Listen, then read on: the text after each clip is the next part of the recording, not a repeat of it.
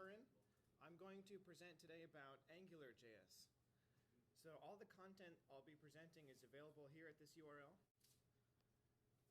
I'm going to spend maybe 5 or 10 minutes on the background of Angular. What is it? What's it for?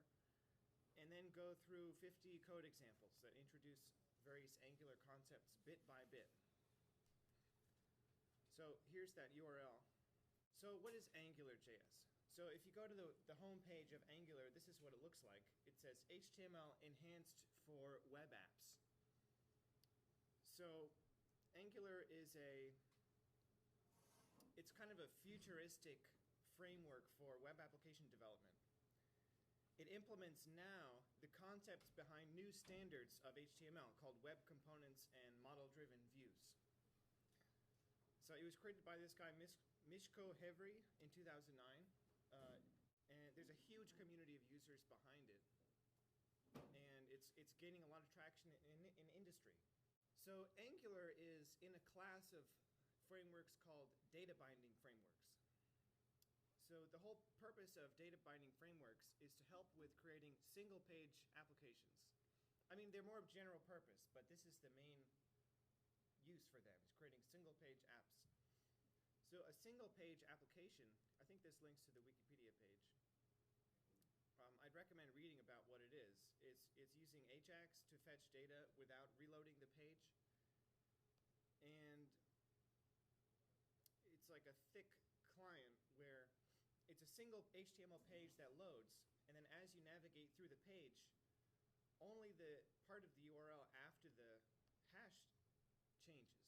So if you put a hash in the URL and have some stuff after it, and you change the part that's after the hash, that can cause behavior in that page, but it doesn't cause the page to reload. So this is how it also hooks in with the back and forward buttons. You know, because if you click back and the only thing that changes is the part after the hash, the page doesn't reload, but it might cause the page to change the view to what it was before. A lot of these data binding frameworks are based on the model view controller concept, which is an old concept in computer science, and it's really still relevant today. So this is the main concept, that there's a model, which is the data behind the thing that you're looking at on the screen. That's like the data behind the app.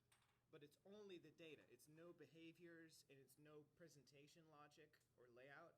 It's just the data. And the view is the thing that the user sees. It's like the graphical presentation of the model. And then the user interacts with things on the screen, and all those interactions change the model through what's called a controller. The controller is a set of functions that, just change the model. And maybe they have some logic in the controllers about how to translate the user interactions to changes in the model. That's what the controller is all about. So all of these data binding frameworks today are based on this idea of model view controller. Data binding frameworks for single page applications, there are three main things that they provide for you. One is routing, which means updating the page in response to changes in the URL, but just the portion of the URL after the hash symbol. Templating, which means you can express your view in what's called a templating language, where there are parts of the view that will get replaced later with things from the model. And data binding. Data binding is what is really the newer part of this in web frameworks. And what that does, it maintains a synchronization between the model and the view, the user interface. So the top data binding frameworks today are Angular, Knockout, Ember. These are the top ones, and I've heard about these other ones too, and there are many, many, many more. And it's kind of hard to tell like which one is the best, but they all provide kind of overlapping functionality. But I've heard just from conferences and so on that a lot of people prefer Angular as their favorite one. So all these data binding frameworks in some way or other build on these other libraries that existed before. So I just want to have you a little bit familiar with what these other libraries are. Underscore and Backbone. Well, Underscore is a functional programming utility library. It brings functional programming primitives to JavaScript. Primitives like map and reduce, and a functional for loop, that sort of thing. Lodash is the sort of modern day replacement for Underscore. They've added performance improvements and so on. Backbone was one of the first model view controller frameworks in JavaScript, and it gained huge amounts of traction. And a lot of people said, oh, Backbone provides things that should have been in JavaScript to begin with, like classes, the idea of classes and inheritance. Backbone helps with routing and also synchronization with a backend. But still, compared to the data binding frameworks, with Backbone you need to do a lot of manual work. There's a lot of boilerplate for a whole web app when you use Backbone. But that was kind of the predecessor to these data binding frameworks. And these frameworks, these libraries I'm about to talk about are sort of, they're very influential to Angular. Angular contains little pieces of them in some way. So jQuery is like an industry standard DOM manipulation library. And Angular includes a jQuery-like API with their thing called JQLite. Sometimes in Angular, it gives you access to a DOM element, but it's wrapped in this JQLite API, which is kind of like jQuery, but it's kind of like minimal to reduce the size of the library. But you can do most things that you can do with jQuery with Angular's JQLite. Promises. So you probably run into this. When you write JavaScript that needs to do something like fetch data from a backend, your code becomes asynchronous, and you need to start using callbacks. And the more asynchronous things that you have going on, the more complex the code gets. And there have been many solutions to this over the past, but right now in industry, promises is like the way to deal with asynchronous code in JavaScript. So Q, this library by Chris Kowal, Q, is like the most prominent library for doing promises. So here's what it would look like without promises. You have this series of asynchronous calls, and you need to indent the code more and more and more. But with promises, it sort of flattens it out with this method chaining kind of API. So promises are just something that's good to be familiar with, because you'll see them in all kinds of different contexts today. Angular includes like a small version of Q as one of the core parts of its inner workings. It's inspired by this other library, but it's a little bit different, but not much different. AMD, so asynchronous module definition, lets you split JavaScript across many files and then declare in one file, okay, this file depends on these other files. And those other files in return can say, I depend on this other file.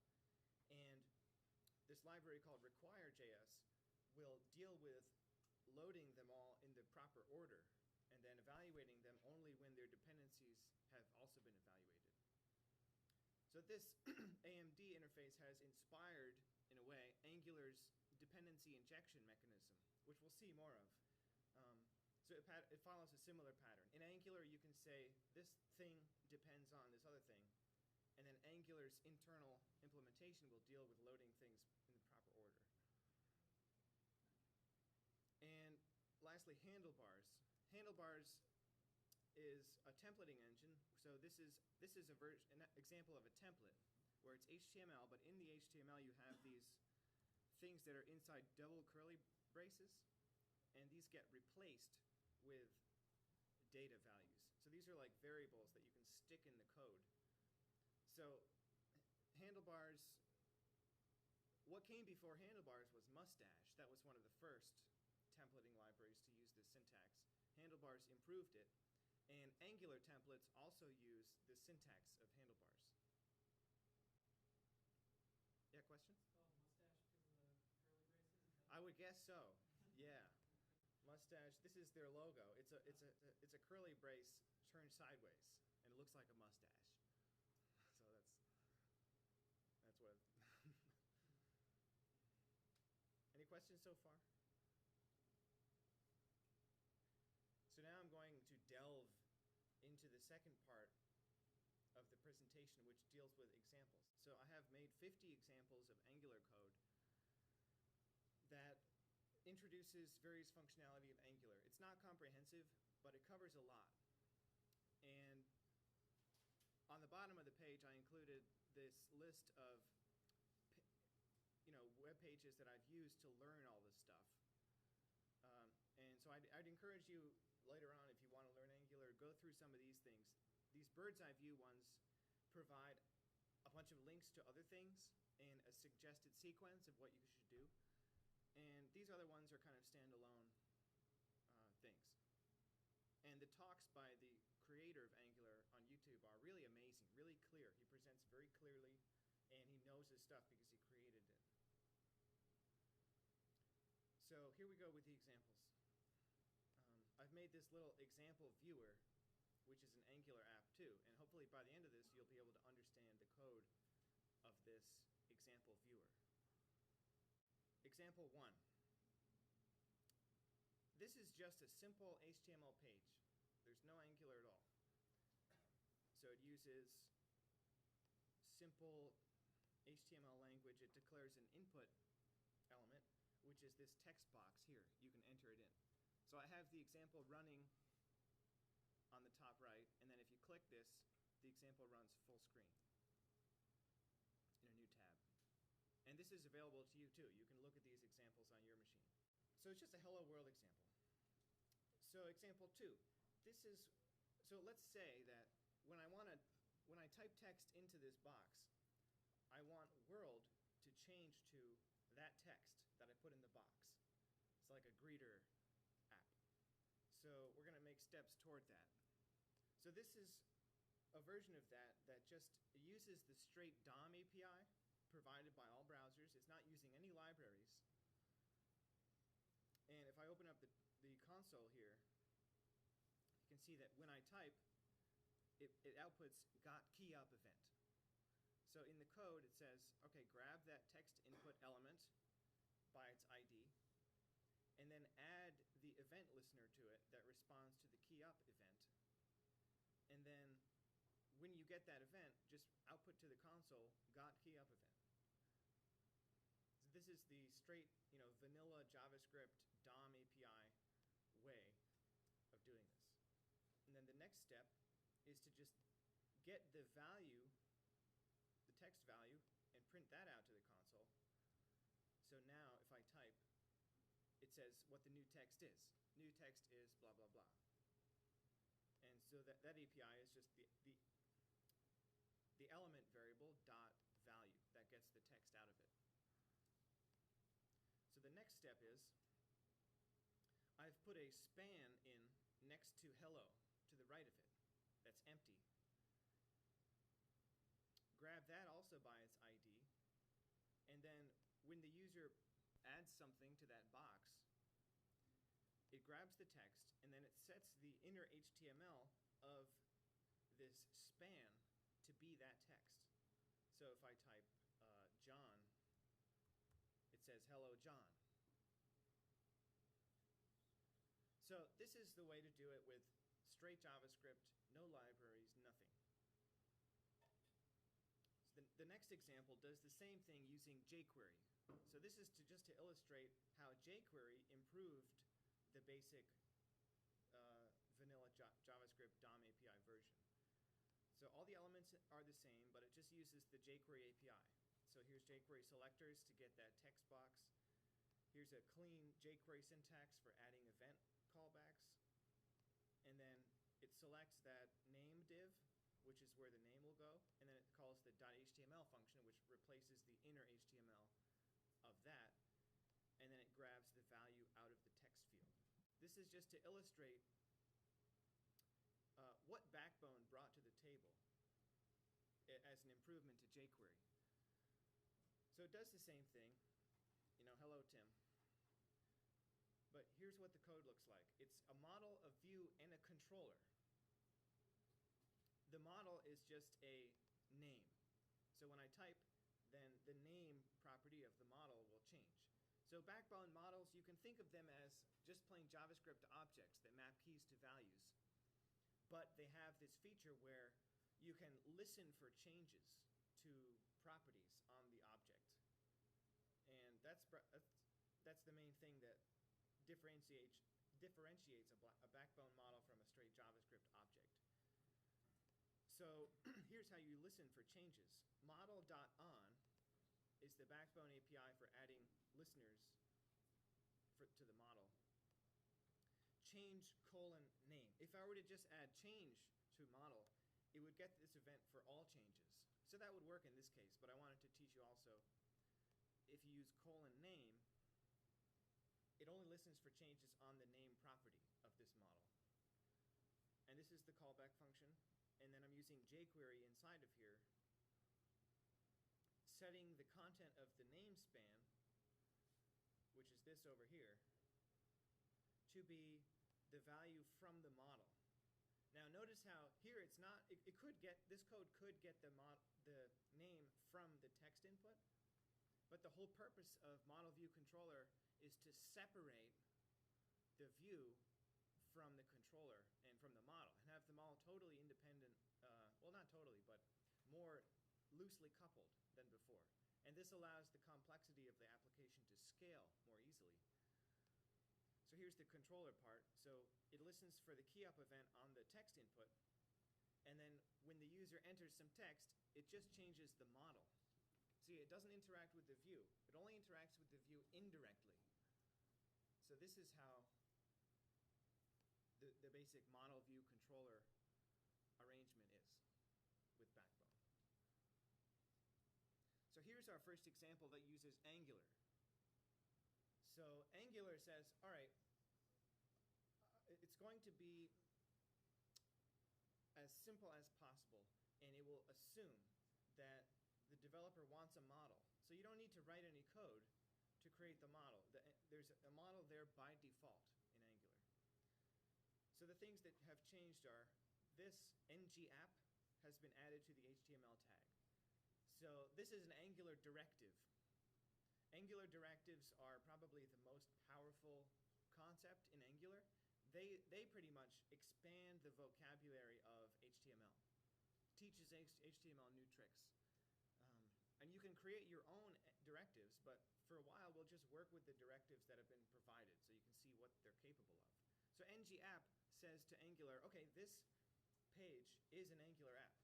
You should do whatever you need to do to make Angular work on this page. So it's called the bootstrapping process, where it compiles the DOM. Here it's using CDN.js, which if you don't know about it,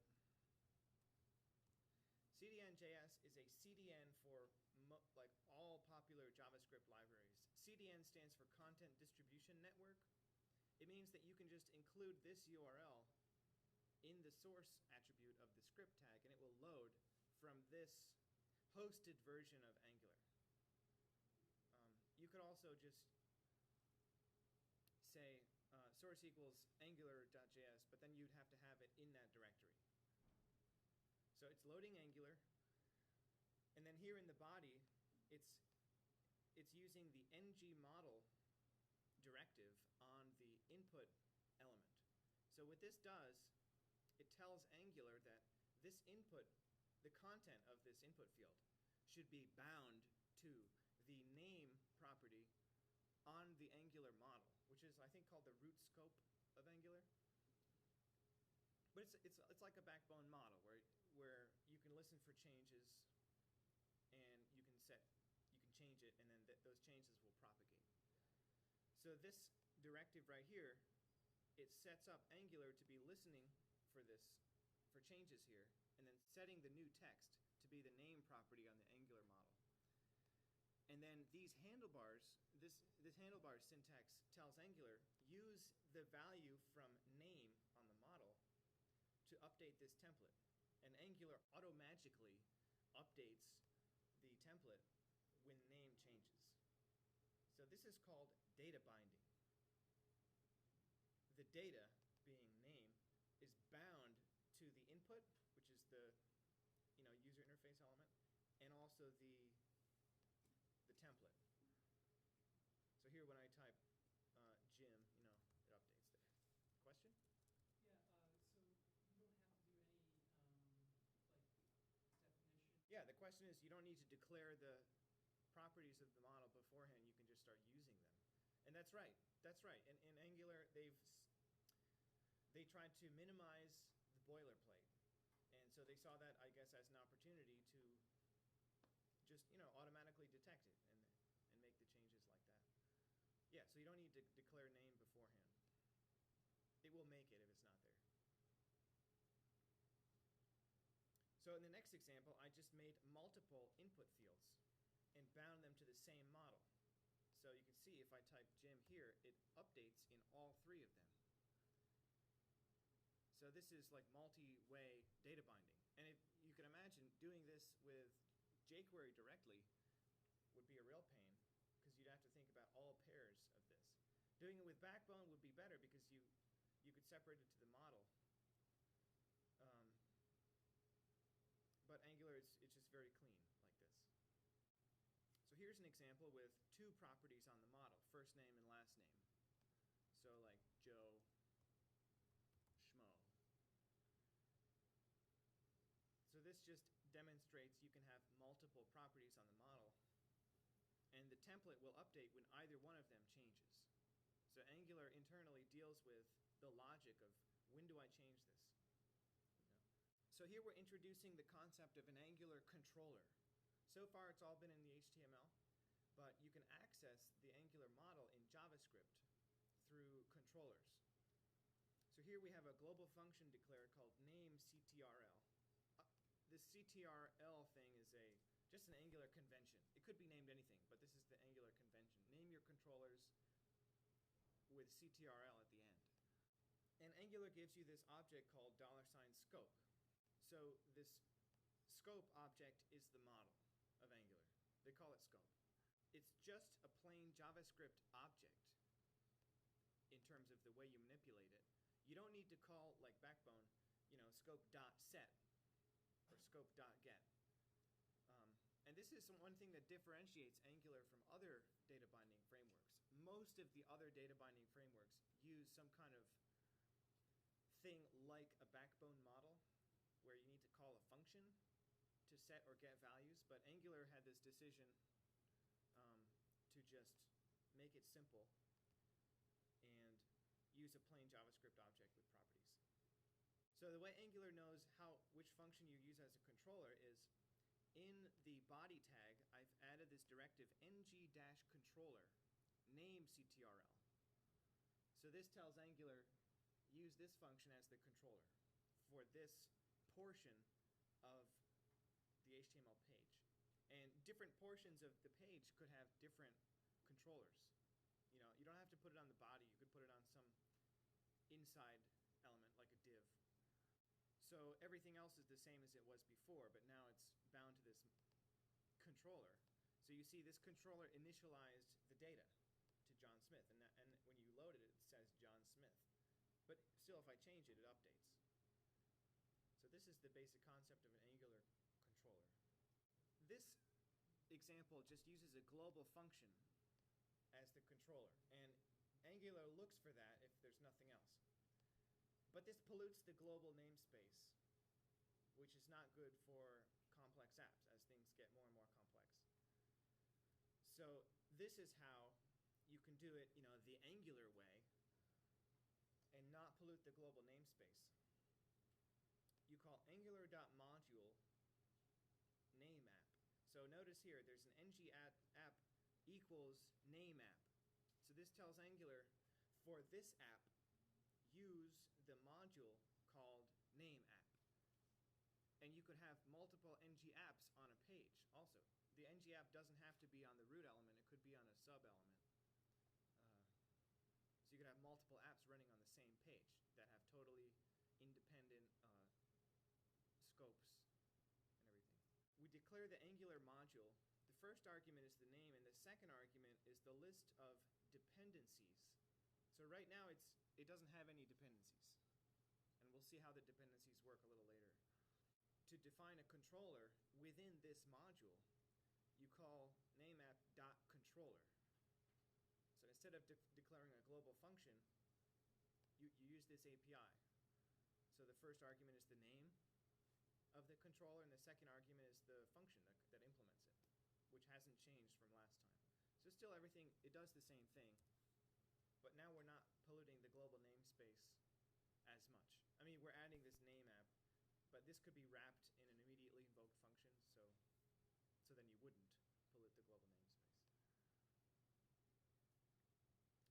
So when people come to Angular, a lot of the questions are like, well, how does Angular know when you've changed a property on the scope? Because if you just set it, how does Angular know? With Backbone, it's clear. You call set, and then inside the implementation of set, Backbone can say, all right, I'll propagate this to all the things that are listening for changes when you call set. But if you just set the property of the object, how does Angular know? So I've written a little test. So it's a set timeout, which just executes this function 1 second later after the fact. So wait for 1 second and then say scope.lastname equals Smith. And notice how it hasn't updated. There's no last name there. So it didn't work. So it's like, oh, how do I do this? In addition, I want to introduce scope.watch. Scope.watch is a function you can use. It's kind of like backbone.on, where you can listen for changes on a particular property of the model. So this will call this function when last name changes. So if I open up the console, let me clear it. When you call watch, this function is called immediately with the current value of that property. So the current value is undefined. So how do you tell Angular that things have changed? Well, the next example just calls scope.$apply. So in Angular, there's the concept of like, the creator, Mishko Hevery, talks about this like being inside Angular or outside Angular. If you're inside Angular, you're inside some function that is like managed by Angular, and then after that function executes, it calls scope.apply or scope.digest, something like that, where it tells Angular, all right, look for changes. Just see if anything changed. And if anything changed, propagate just those changes. But since I've called set timeout, now this asynchronous thing is outside the Angular world, right? So Angular doesn't know that this is going on. I think Angular has a version of set timeout that does know, but I just wanted to demonstrate. So scope.apply is how you propagate changes through Angular from asynchronous events that are not managed by Angular. And scope.watch is how you get this is how you get out of the Angular world. It's how you get the updates. So if you need to run some custom JavaScript in response to changes on the model, this is how you do it. Here's an example where instead of just a single value, we're setting an array. So scope.names is this list of names now. And then in the body, we have a UL-li thing, which is an ordered list, a bulleted list. We're using the ng-repeat directive here, which says it's basically a for each name in names. And when it resolves names, it knows to look at this scope because it's bound to this controller. So for each name, just output the name. This outputs one li element per name. So this is the resulting thing. So if I run this full screen, I can inspect the DOM here, and you can see that sure enough, Angular has put 3 li elements in here. And it added some extra stuff to deal with, to make Angular magic work. So this is how you use the ng-repeat directive. And by the way, this comes from the Angular tutorial. So if you go to the Angular website and you go to Learn Tutorial, Angular has this great tutorial here. Here's basically a copy of that example I showed you where it shows you many phones. So in this example, I've added a text input and then an add button. Now if I click add, it adds it to that list. So here's how that works. I've defined an add name function on the scope. So far we've just assigned data values to the scope, but you can also assign functions. And then you can access those functions inside of these Angular expressions, they're called. So here's the add name function. What it does is it pushes a new element onto the names array on scope, and it uses scope.enteredName. So in this form here, it gets entered name because this text input is bound to the entered name property of the model. So as I'm changing this text, entered name is being changed. And then, so here's the add button. And then the way that you hook in forms to Angular, so normally if I hit add, it would try to refresh the page or something. But if you add this Angular directive ng-submit, it says, instead of actually submitting the form and refreshing the page, stay on this page and just call this function, add name. And this function is on the current scope. So when I type add, it calls add name, which executes this. It gets entered name out of the scope, and it pushes it to the names array. And since this function is executing in response to this ng-submit, it's, quote, inside the Angular world. So Angular automatically will call scope.apply, and you don't need to call that. So that's how it detects these updates. So if I add like Jim, it adds Jim to the end of the list.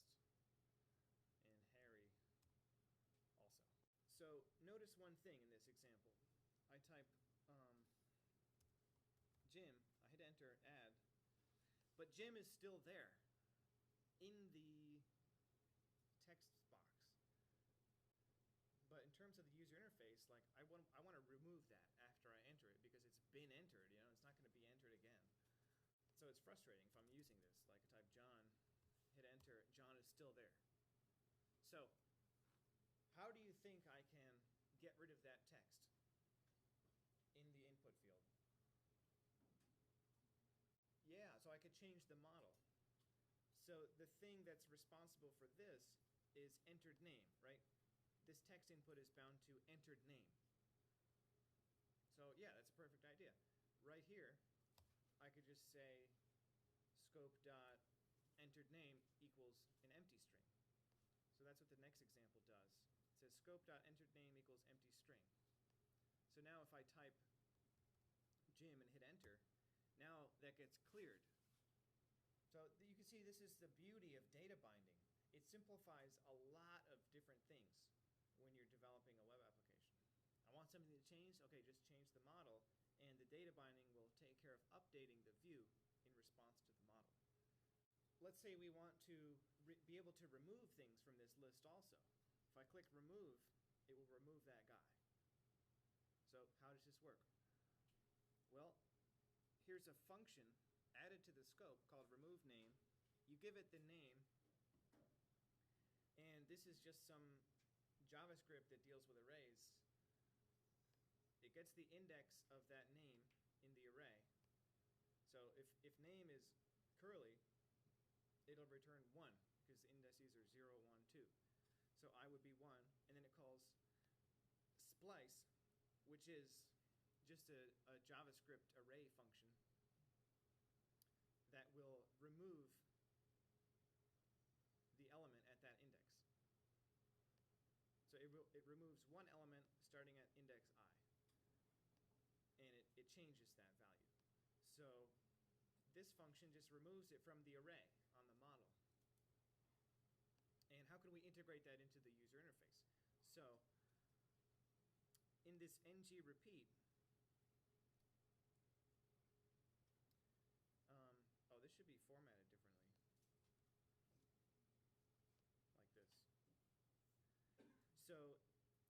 name, inside the li element, add a link, href equals empty string. The purpose of that href thing is just to make this thing look like a link. It looks like something you can click on. And then ngClick is a directive that you can execute an Angular expression when you click on that thing.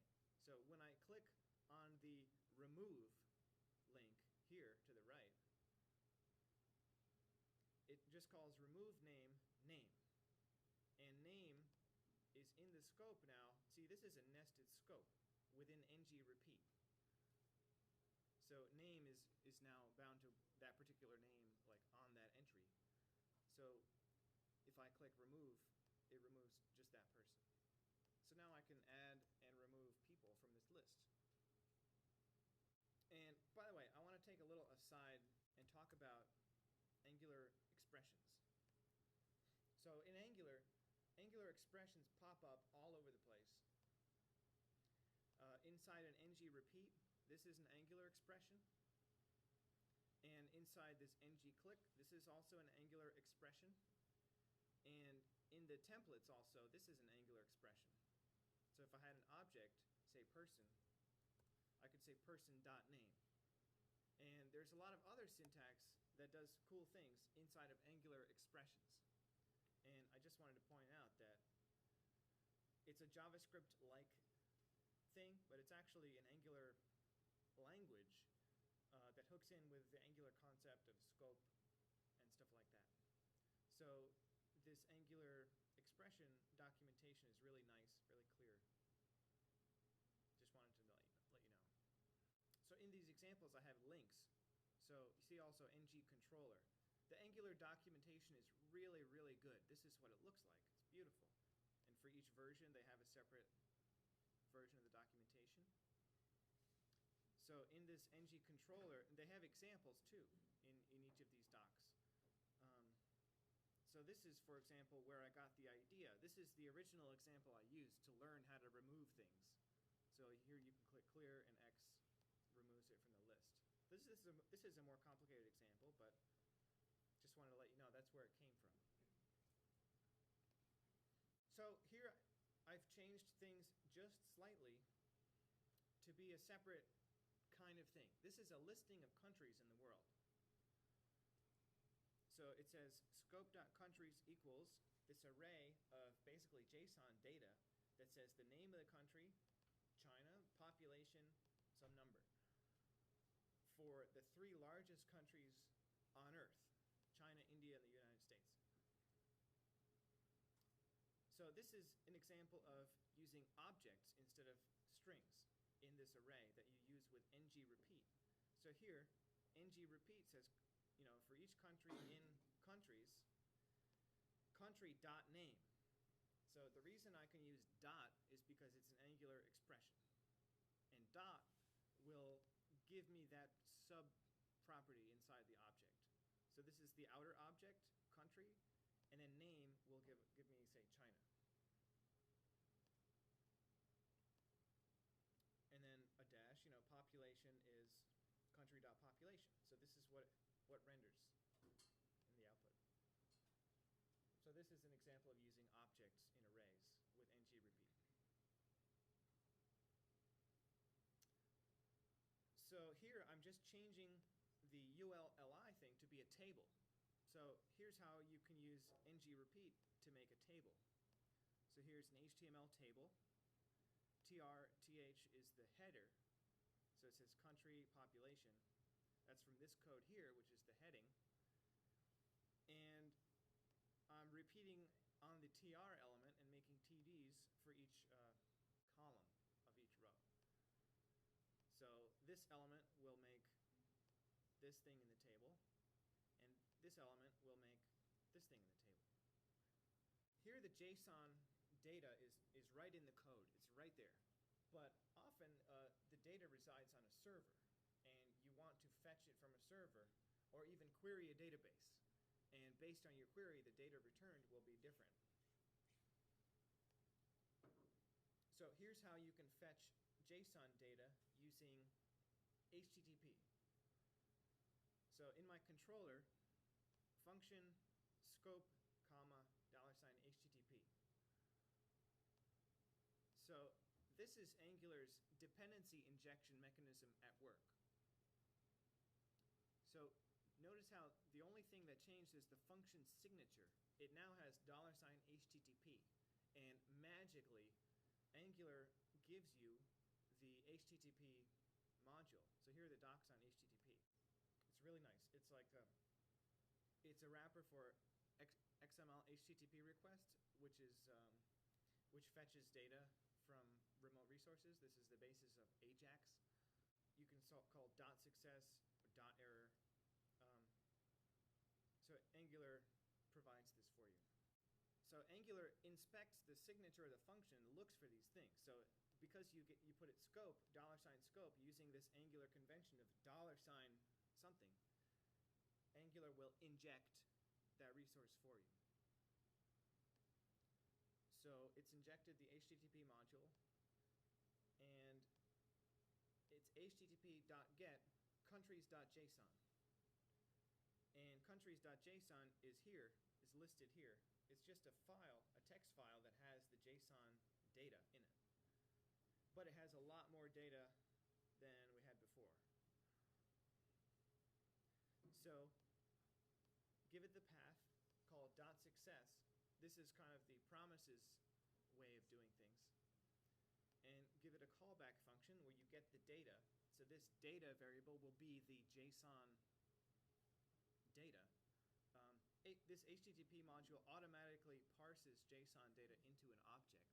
So you don't need to call json.parse on the string. So then we can just say scope.countries equals data. So just like before, here's the previous example, scope.countries equals this array.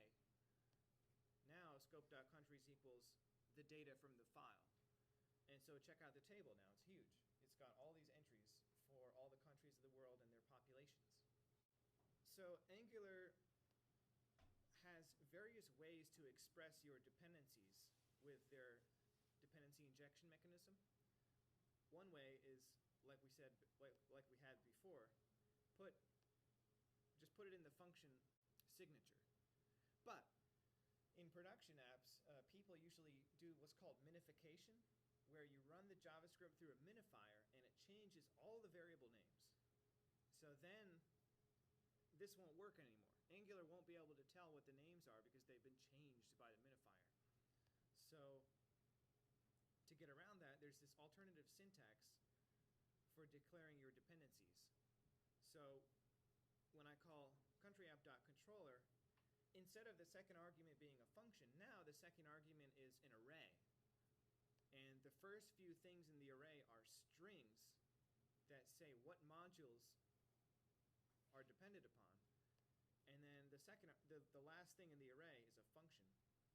And now these names could be anything. So I just removed the $, just to show you that it could be anything. It could be B or A.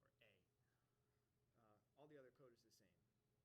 So this is just something to be aware of. Anytime in Angular you see a function that takes a $, something or other, it's likely using Angular's dependency injection mechanism. And in place of that function, you could also put an array. And this is robust. This will still work after minification. Question? Is there a way you can add classes and IDs with this? Classes and IDs? Yeah, so the question is, can you make IDs and classes on the things inside of Angular repeat directive? So you can use templates inside of any part of the HTML, which is a beautiful thing. So let's say I wanted to add a class to the country names, or an ID.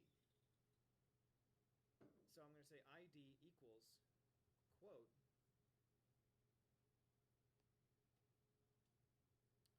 country.name. So see that? You can put the template right inside of the ID. I mean the Angular expression. So this will give each of these TD elements an ID of the country name. And similarly, you can say class equals something. And you can evaluate this to anything. It could be anything in the model. And it could also be in the parent scope. You could say countries dot something. And that would work. So that's how you can add IDs and classes to things inside of an ng repeat. Angular's dependency injection documentation is really nice. I've talked about two ways of doing it, but there's also a third. This next example adds search functionality to this table. So let's say I wanted to, instead of looking at all the countries at once, I want to look up the population for a certain country. So like, what's the population of China? So I can type China, C-H-I-N-A. Okay, there it is. So when I change the text here, it instantly filters that table to contain whatever I type. So how does the code do that? Well, I've added a text box right here. It says input ng model equals query. So this is just the same as before. It just updates the query property on the model when you change it.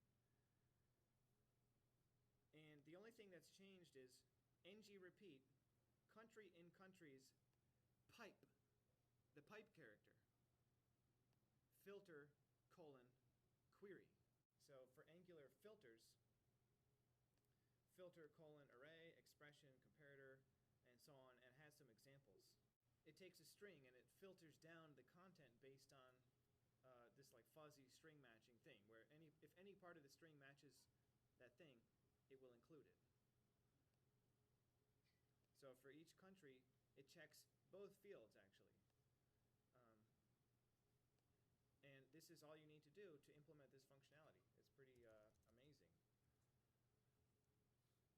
See, it also keys on the population, which is pretty cool.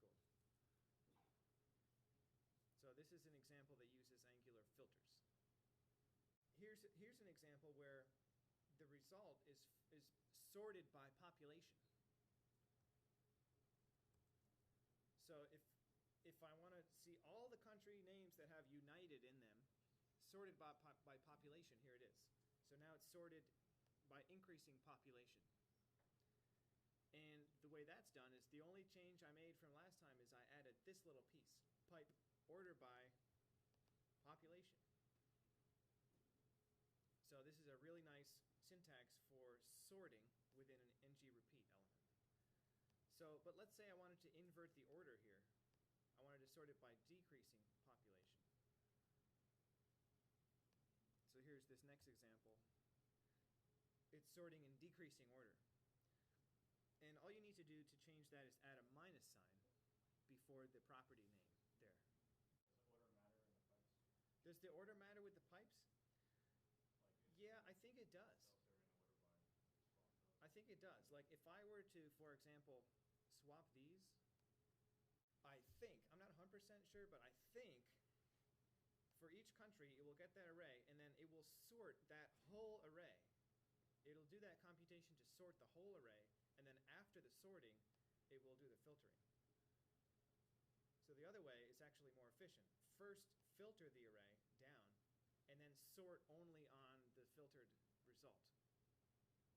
Yeah, I think they've designed it so that it's just like Unix pipes, where it executes in the order you give it. Yep. So let's say I want to sort these table columns interactively. Like when I click on a column, it should sort by that particular thing. So here I've done it. You can click on country and it sorts by country name. And you can click on population and it sorts by increasing population. So how's that done? There's now a sort field property on the scope. And in the order by statement, it's not quoted anymore. And because it's not quoted, it will look for a sort field property on the model. So now it will order by whatever this sort field is on the model. So it's initialized to population, and then so at first it will sort by population. And then in the table header, I've added this href equals empty string to make it look like a link, so you can click on it. And then ng-click, which is the click handler directive for Angular, it executes this Angular expression. So in Angular expressions, you can also assign to values on the scope. So it says, when I click the country header, it will assign sort field to be name. And since this is inside the Angular world, Angular will detect these changes and then propagate it to whatever's bound to that part of the model, which is this order by filter. So Angular automatically detects that the sort field has changed, and then it re-renders this portion of the page based on that new thing. So if I click country, it sorts by country, and then by population, it sorts by population. But let's say we wanted this to be like a sortable table, where if I click population again, it will sort the other way, by population going down. Well, how might you do this? This next example does it. When I click population multiple times, it sorts by the inverted order. Notice in the Angular order by documentation, you can give it order by expression : reverse. And reverse is a Boolean that will reverse the order of the array. So rather than putting a minus sign before the field, you can pass this additional argument of reverse. I've added a reverse field to the model and then added that into the filter here. So it's ordering by the sort field, but it's reversing if the reverse property on the model is true, and it's not if it's false. And then in the ngClick handler for the click event, it says sort field equals name or population, just like before, but then I added this code, reverse equals not reverse. So this will toggle that Boolean. So if it's true, if it was true before, it will be false after this. And if it was false before, it will be true after this. So it'll just switch it. So this has the effect of, if I click on country once, it sorts starting at A. And if I click on it again, it sorts starting on Z. And so on. If I click, it reverses. And you can click on population and sort it like that also. And the search functionality is still there. Nothing changed. So you can use all these things at the same time, too, which is a beautiful aspect of Angular filters. So that's how you can build a sortable table and searchable with Angular. I looked up the flag URLs in Wikipedia on the Wikipedia pages. So on the Wikipedia page for China, for example, there's this flag. And if I click on the flag, you see it's just this SVG file that's available at this particular URL. So in the data, I've added this flag URL property to each country entry. So now each country has a name, population, and a flag URL. And inside of the table header, I've added a flag column right here. And inside the repeater, I've added an image where the source of the image is that flag URL. So you can put these handlebars things in anywhere inside the HTML, pretty much, including inside quoted things like the source attribute. And then set the width to be 100 because by default they're huge flags. There's like 500 pixels or something. So here's the effect. The flag is there. But look at this. If I run this page full screen, I look at the console, it says, oh, failed to load some resource. Like, what's going on? If I refresh the page, it tries to look up these things that are not there. So what is this? If I click on this, this is the URL, countryflag.url.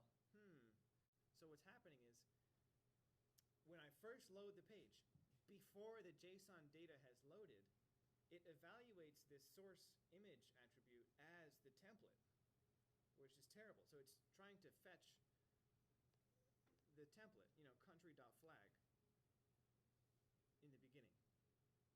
So this is not good, right? I mean, it works basically, but it gives this error in the beginning.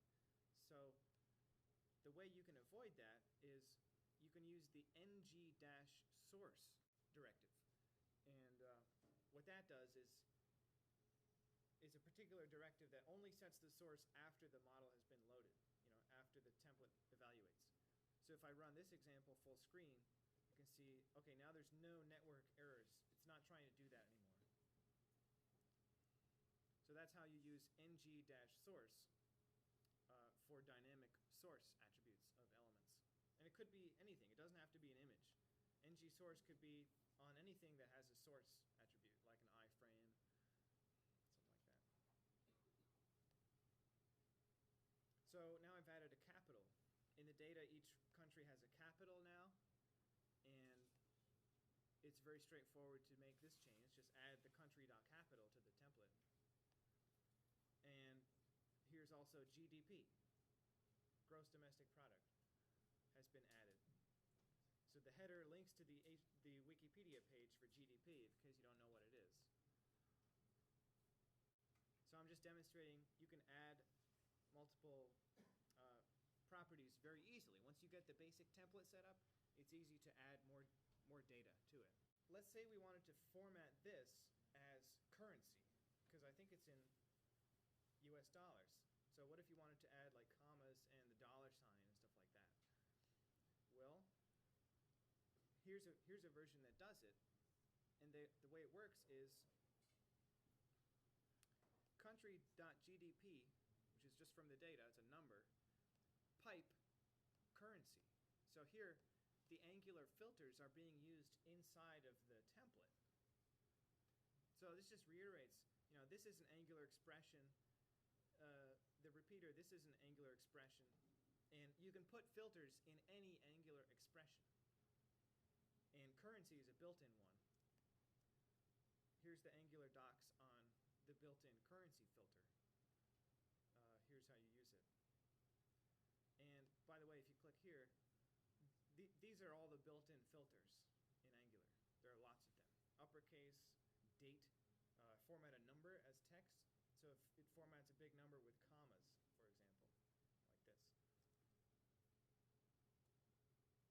So all I did to make this format like currency was add this filter, GDP filter currency.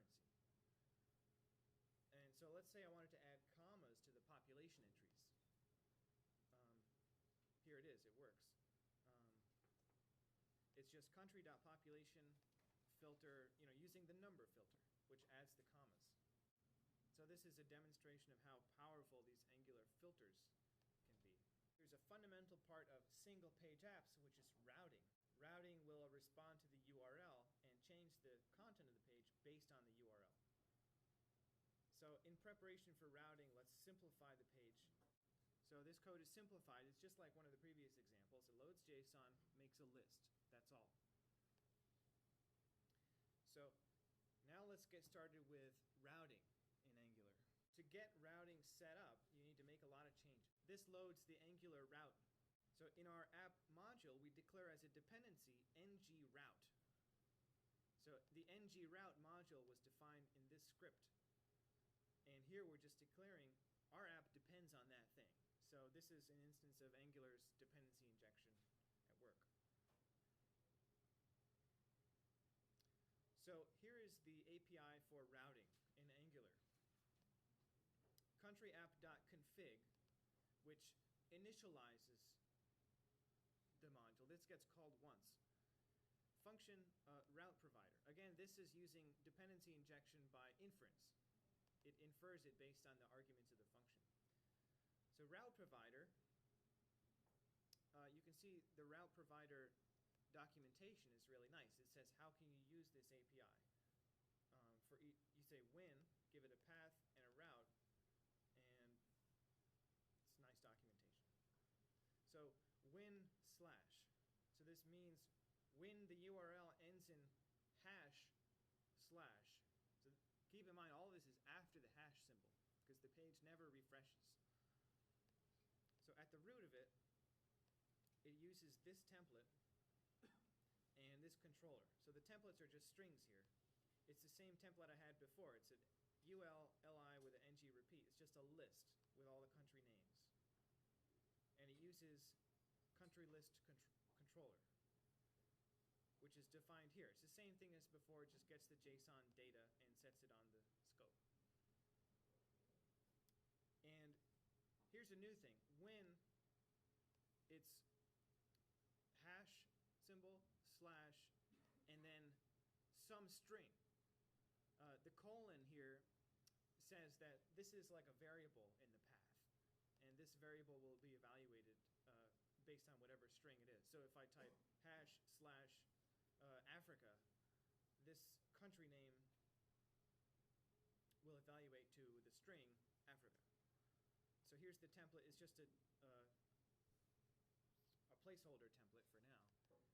And then it uses this other controller. So each route has its own controller that deals with each view separately. So here's that controller, country detail controller. With Angular's dependency injection, it requests the scope and this route params thing. So the route params gives you whatever is inside of this route evaluated as like a variable. So here it's just outputting the route params.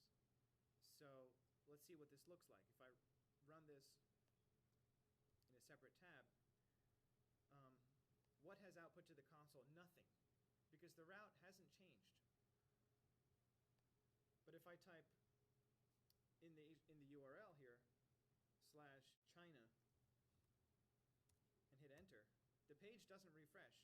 Then I output this thing, object, country name, China. So this is the route params object, what you get. It's just a key value mapping with all of the parameters from the route. So here, China is the country name. Country name gets mapped to China when you evaluate this route. So this is the basic structure of how to add routing to the app. And notice how when I go there, it just prints out that. It doesn't really... Oh, and it says, it goes to this other view. It says to do create country detail view. This is the template over here, template for this controller. And then if I go back to just slash, it should give me the list of countries. Oh, there it is. Yeah, it gives you the list of countries. Question? Can you use whole files for that? Yeah. So the question is, can the templates be in separate files? Yes. So in the next example, it shows you how to move the templates out into separate files. So instead of using the template property on this particular route, you use template URL, which will cause Angular to fetch that HTML content when you navigate to that page. So here are the different files. Now country detail view is this. Country list is this. Everything is the same as it was before. Here's how you can use the country name. So here I've changed the country detail view to just put the name there. And here it assigns scope.name equals route params.countryname. It gets the country name out of that URL. So let's see what it looks like.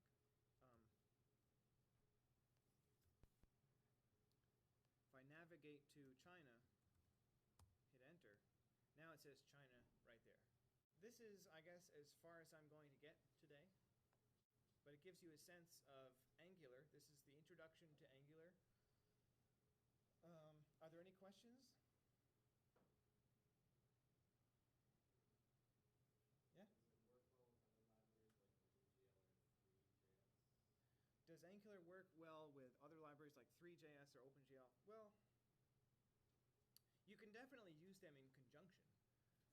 Like if there's an app that has different pages for different kinds of things, and inside the page there's an OpenGL widget thing, definitely you can add it. And you can actually make your own Angular directive to be some kind of 3D widget with dynamic content. So that's how they could integrate. Yep. So thank you very much.